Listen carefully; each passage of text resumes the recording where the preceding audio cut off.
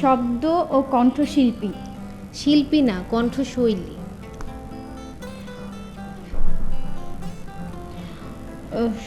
শুদ্ধ উচ্চারণ ও বচন উস্ক তুই পড়।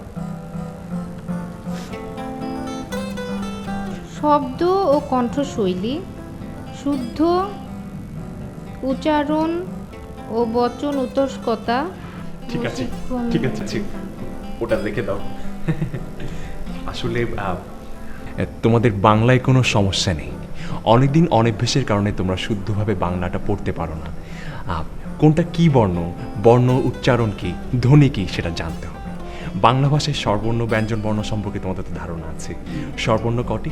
10টি, বাকি সবই ব্যঞ্জন বর্ণ। যেমন অ আ ই ই উ উ এ এ ও ও, এগুলো সবই স্বরবর্ণ, বাকি সবই ব্যঞ্জন বর্ণ।